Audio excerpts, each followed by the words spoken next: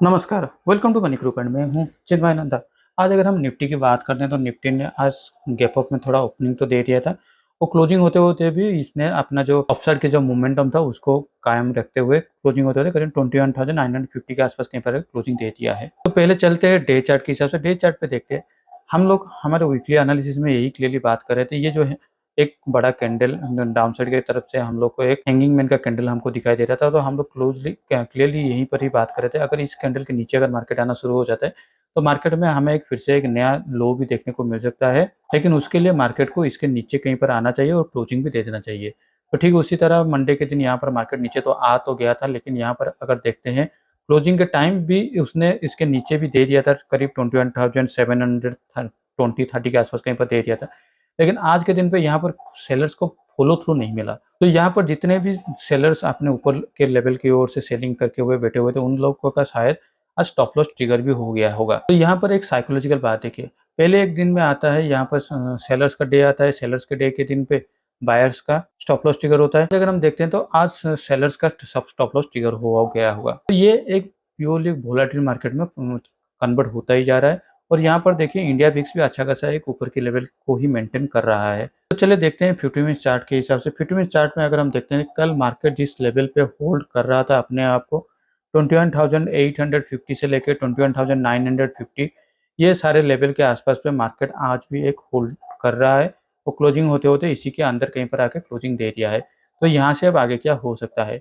अगर मान लीजिए कल अगर फिर से मार्केट फ्लैट में ओपन होकर ऊपर की ओर से बढ़ता है या फिर एक गैप अप में ओपनिंग होता है 22,000 के आसपास कहीं पर भी ओपन हो जाता है, तो फिलहाल के लिए ये अभी एक प्रीवियस ट्रेंड हम लोग का पॉजिटिव ट्रेंड चल रहा है।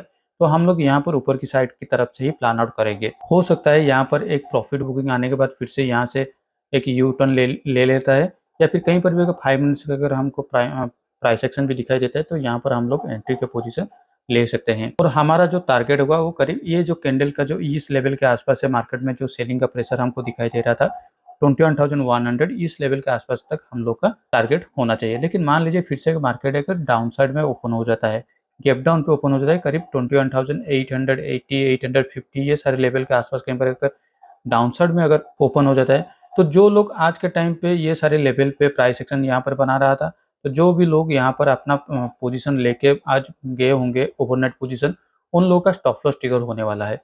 तो हो सकता है यहाँ से मार्केट फिर से एक स्लाइड होना शुरू हो जाएगा और कल का जो क्लोजिंग प्राइस था 21,750, यहाँ तक भी मार्केट स्लाइड हो सकता है। और यहाँ तक स्लाइड होने के बाद यहाँ पर मार्केट अगर अपने आप को हॉल्ट करता है या फिर यहाँ से अगर यू टर्न लेता है, वो सबसे बड़ा इंटरेस्टिंग बात होगा।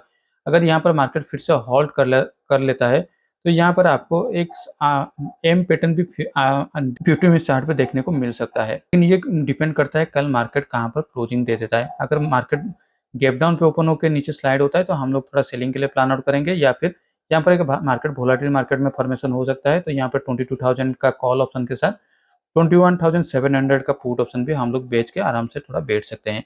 तो चलिए अब देख लेते हैं बैंक निफ्टी की ओर। पिछले 2 दिनों से बैंक निफ्टी थोड़ा बहुत एक वोलेटाइल मार्केट फॉर्मेशन होते हुए एक साइडवेज मार्केट में ही कंटिन्यू कर रहा है और कल उसका वीकली एक्सपायरी भी है। तो यहाँ पर सिंपल ही रखते हैं, पिछले 2 दिनों से अगर मार्केट वोलेटाइल मार्केट में फॉर्मेशन हो चुका है तो आने वाले टाइम पे यहाँ पर प्रोबेबिलिटी ज़्यादा बढ़ जाता है कि यहाँ से मार्केट थोड़ा ट्रेंडिंग हो सकता है, इधर ब्रेकआउट हो सकता है या फिर ब्रेक डाउन भी हो सकता है।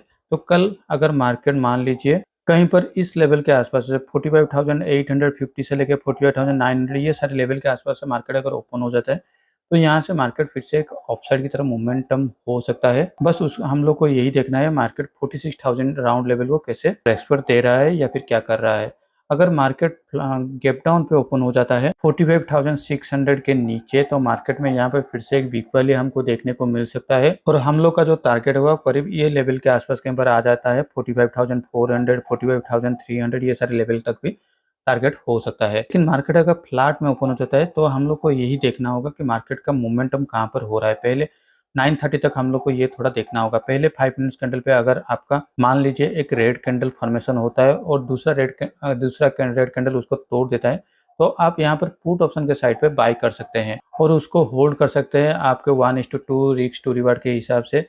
और अगर उसी केस के अंदर दौरान अगर आपका कहीं पर फिर से तीसरा चौथा कैंडल के आसपास कहीं पर अगर फिर से ग्रीन कैंडल फॉर्मेशन होते हुए उसको अगर फिर से और एक ग्रीन कैंडल ऊपर की ओर से तोड़ता है, तो वहाँ पर फिर से आप कॉल ऑप्शन के साइड पे भी बाय पोजीशन रख सकते हैं। लेकिन इस केस में आपका मैक्सिमम टू मैक्सिमम जो भी कॉल एंड पुट ऑप्शन के साइड पे आपका मैक्सिमम टू मैक्सिमम जो स्टॉप लॉस होने वाला है वो करीब 100 से 150 पॉइंट तक ही रहना चाहिए, और ये प्योरली वीकली का एक्सपायरी के डे के दिन के लिए ही आप उसको प्लान आउट कर सकते हैं, क्योंकि ज़्यादातर टाइम यही दिखाई देता है कि मार्केट अगर एक्सपायरी के पहले 2 दिन अगर साइडवेज या फिर वोलेटाइल मार्केट में कन्वर्ट हो चुका होता है, तो यहाँ से एक अच्छा खासा ट्रेंडिंग मार्केट होने का चांसेस बढ़ जाता है।